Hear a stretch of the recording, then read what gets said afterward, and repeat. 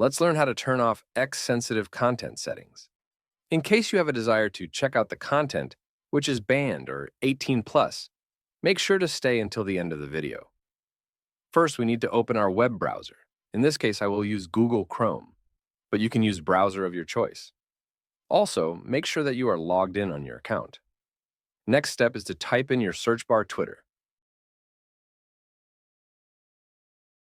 and that will send you to this page, where you need to long press on first site in order to not be sent to Twitter app itself.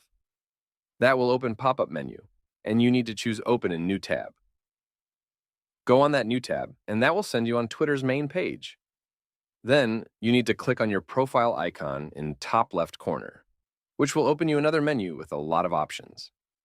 After that, you need to click on Setting and Privacy, which will be in bottom left corner. That will open another menu, in which one you need to choose Option Privacy and Safety. That will again open another menu, which manages what information you see and share on X.